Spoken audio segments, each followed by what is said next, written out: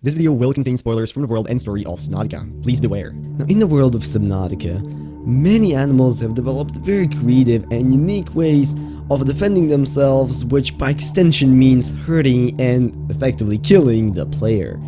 Well, in today's video, we will be talking about two specifically, both of which involve some form of attaching themselves to either your body or your vehicle and sucking it dry of either the blood or the electricity until you are completely screwed, whichever location you should find yourself at that time. That's right, today we're going to be talking about the bleeder and the lava larva. I'll be telling you everything we know about these creatures, where in the world you can find them, what they look like, what they behave like, and any other interesting points of trivia that I'm able to dig up. Now, since we're trying to make the intro shorter and you've already had one spoiler warning, without any further ado, make sure you have your anti-leech spray, put on a pretty thick wetsuit,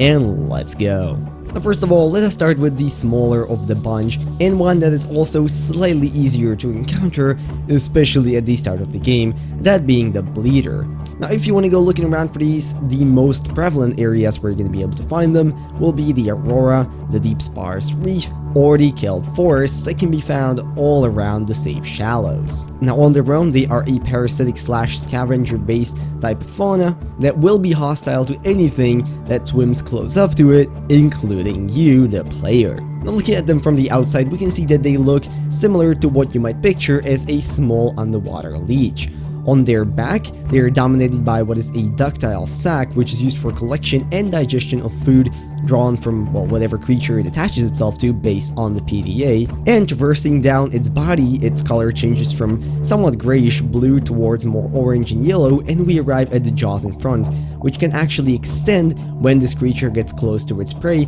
and then retract when it's trying to stabilize itself to be able to start sucking up your blood. Looking closer at the jaw, we can also see several rows of teeth, somewhat similar to the floater, which it obviously uses to stick to you. Interestingly enough, rather than just having some bioluminescent parts, it actually seems like the whole body of a bleeder emits a very light glow when viewed in the dark. Now let's talk a little bit about their behavior, and bleeders usually tend to gather in swarms, as one of them on its own isn't that particularly dangerous, only doing about 5 damage constantly while attached to you, but once you get a swarm of them around you, the numbers can definitely prove quite problematic. Now, it is also very much worth noting that, as their name suggests, these things are actually attracted to blood, including that of other bleeders, so if you happen to slash one with a knife, be extremely careful as more might come on its way. Now, if one manages to attach to you, it shouldn't be too difficult to get rid of it, especially if you're holding something like a knife. You can simply slash at it to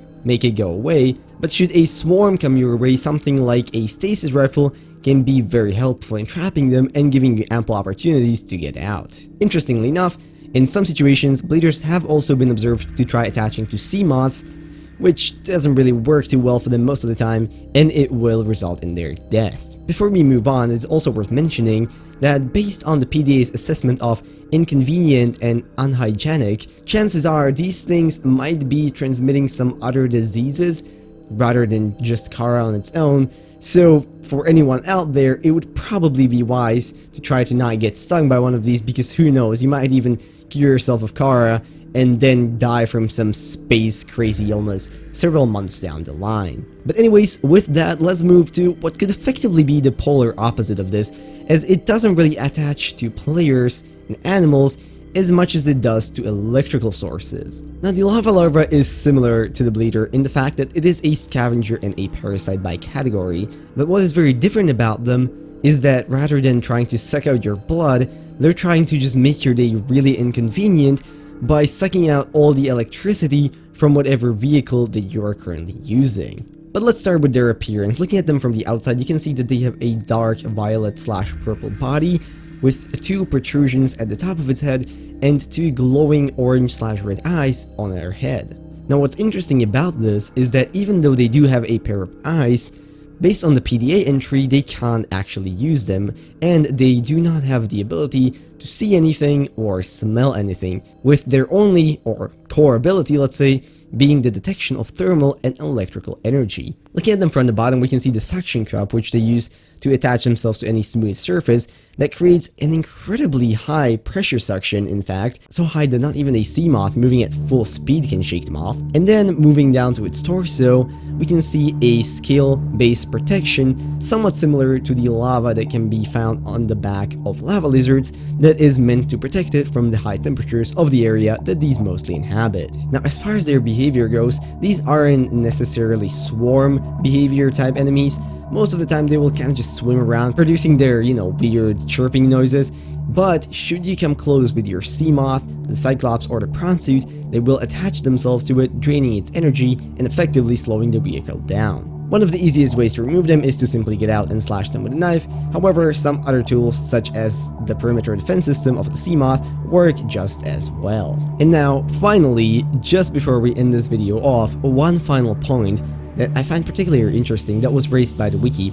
which is the fact that despite being called a lava larva, currently it doesn't seem like they are actually the larva stage for any animal, and that they were or would be supposed to otherwise evolve into what would be the final stage or the final form of, well, whatever animal they are a larva to. Now, while the wiki assumes that they simply get their name based on their appearance, I think it might also be possible that with the volcano being much less active than it used to be in the past, these things might simply be unable to gather enough thermal energy to reach their adult/mature stage. That would obviously have to mean that they are capable of reproducing in their larva state, which is a bit of a stretch, but hey, I suppose that could be one of the explanations. But with that, I'm gonna end the video off, and I hope you guys enjoyed and learned at least something new about the wonderful world of Subnautica. If you liked the video, maybe consider leaving a like, commenting, or subscribing. All of those would be very much appreciated. And if there's anything that I missed, or a theory that you would like to cover, maybe explain why the lava larva is a larva,